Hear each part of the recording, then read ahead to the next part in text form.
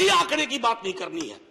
हमें देखना है कि जो लोग गए वो जिंदा दस्तावेज छोड़ के गए हैं हमारे फेलियर का। मैं आपकी बात नहीं कर रहा हूं साहब, आप कहिएगा 70 साल में कुछ नहीं हुआ, मैं उसमें जाना ही नहीं चाहता। ये कलेक्टिव फेलियर है 47 से लेकर अब तक की सारी सरकारों का। क्या बना दिया हमने। मुझे पता नहीं था कि अस्पताल और ऑक्सीजन का क्या रिश्ता होता है सर। ईमानदारी से कहता हूं, मैं मेडिकल बैकग्राउंड से नहीं आता हूं। सुबह से लोगों को दिखता था ऑक्सीजन ऑक्सीजन रेमडेसिविर। मैं तो दवाइयों के नाम तक शुरू में सर प्रोनाउंसिएशन चेक किए कि कैसे उच्चारण करूंगा। ये हालत है। और तब हम आंकड़ों की बात कर रहे हैं, तब हम ये बात कर रहे हैं थैंक यू फलाना साहब, चिलाना साहब। सर मैं यहां से निकलता हूं, बहुत बड़ा विज्ञापन लगा हुआ है, मुफ्त वैक्सीन, मुफ्त राशन, मुफ्त इलाज।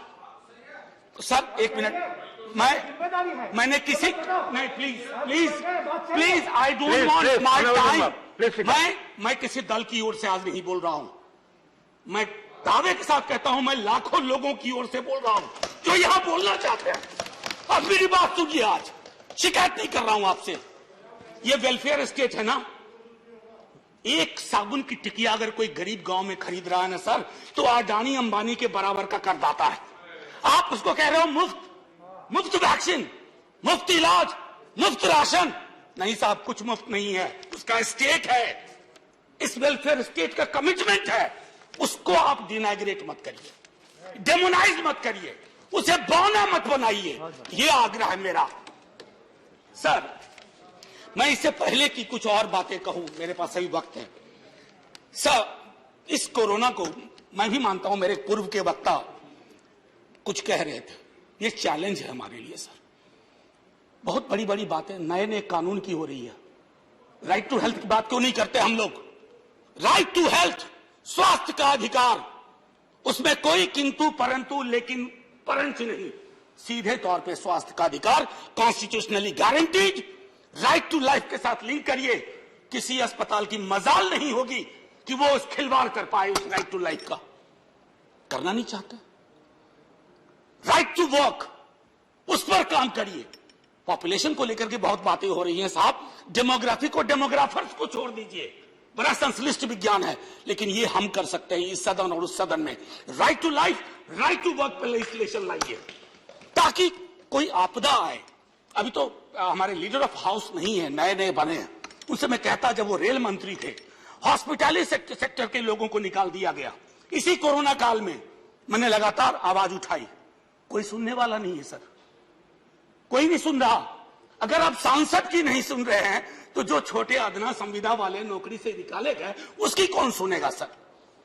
एक और अद्भुत चीज हुई इसी कोरोना के दौरान, माननीय उपसभापति महोदय, जब हाहाकार मचा हुआ था हॉस्पिटल के लिए, आईसीयू बेड्स के लिए, दवाइयों के लिए, यह हाहाकार जब मचा हुआ था, उस दौर में सर कई चीजें हुई, जिसमें से एक जो महत्वपूर्ण चीज मैं जिसका जिक्र करूंगा, उस हाहाकार में सरकारें, मैं सिर्फ केंद्र को नहीं कह रहा हूं, कई राज्य सरकारें भी नदारत थी। वो 1.5 महीना कैसे बिताया है इस मुल्क ने। हमारे सदन के कोई लोग बड़े मुश्किल से बच के आए, मैं नाम नहीं लूंगा। पूरे देश ने वो वक्त कैसे बिताया है, नाइटमेयर की तरह लगता है सर, डरावना लगता है। एक मेरा स्टूडेंट पढ़ा है, वह 37 साल का, हॉस्पिटल का बेड जब तक मैंने अरेंज किया वो दुनिया छोड़ के जा चुका था। मैं इसलिए बार बार इसको इसलिए ये कह रहा हूं कि इसमें व्यक्तिगत पीड़ा को ढूंढिए, तब हम इसका निदान ढूंढ पाएंगे। मेरी नाव तुम्हारी नाव, मेरा काल तुम्हारा काल, ये तो बहुत कुछ हुआ, इस भौकाल से आपको कुछ हासिल नहीं होगा। सर बस 1 मिनट और लूंगा, जो मैं कहना चाह रहा था। सर एक खत मैंने मृतात्माओं के नाम लिखा था, कुछ कर नहीं पा रहा था, बेबसी में एक खत लिखा, जो लोग इस दुनिया से चले गए। उसमें कुछ मैंने सलाह दी थी सर सरकार से, और ये जो उस बीच में कहा गया कि सरकारें फेल नहीं की, सिस्टम फेल कर गया। अरे साहब, ये सिस्टम कौन क्या है? बचपन से सुनते थे कि सिस्टम के पीछे व्यक्ति होता है, सिस्टम के पीछे एक संरचना होती है। अगर वो सिस्टम फेल किया है, चाहे दिल्ली में या किसी गांव की गलियों में, तो वहां की सरकारें फेल गई। सिस्टम का नाम इसे मत दीजिए। क्योंकि यही वो सिस्टम बनाते हैं। धन्यवाद। और आप धन्यवाद। सर बस आखिरी टिप्पणी करने दीजिए। प्रोफेसर धन्यवाद, आपको ज्यादा टाइम दे चुका हूं मैंने। सर बस 10 सेकंड लूंगा। आज जय हिंद बोलने में भी वो खुलूस नहीं आ रहा है जो आम दिनों में हुआ करता है।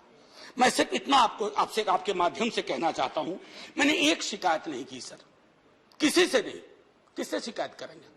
आहत हूं, जगाना चाहता हूं स्वयं को भी आपको भी, क्योंकि अगर गंगा में तैरती लाशें, सर जिंदगी में डिग्निटी चाहिए, मौत में उससे बड़ी डिग्निटी चाहिए। हमने अनडिग्निफाइड डेथ को विटनेस किया है, और अगर हमने इसको दुरुस्त नहीं किया सर, आने वाली सदियां माफ नहीं करेगी। आप बड़े बड़े इश्तहार छपवाओ, अखबारों के 4 पन्ने रंग दो, फलाना थैंक यू सर इतिहास को थैंक यू कहने का मौका मिलना चाहिए। धन्यवाद। जय हिंद सर। अगर मेरी बात से फिर भी किसी को कष्ट पहुंचाओ, मैं उन्हीं लाखों लोगों की धन्यवाद डेड बॉडी के बिहाफ पे आपसे माफी मांगता हूं। जय हिंद। धन्यवाद। Next speaker is Sanjay Raut. ये होना चाहिए था। ठीक है, मेरा माइक कहाँ है सर? हाँ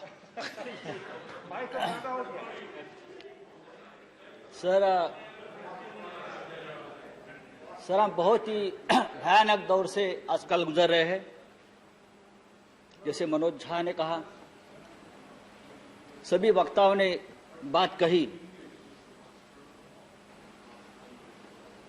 रामनाथ ठाकुर जी नहीं है, तालियां बजाओ थालियां बजाओ, फिर गालियां भी खानी पड़ती है। देखिए, हम विज्ञानवाद में जी रहे हैं। प्रधानमंत्री जी ने कहा था महाभारत का युद्ध 18 दिन चला और जीत गए। हमें 21 दिन चाहिए कोरोना का युद्ध जीतने के लिए।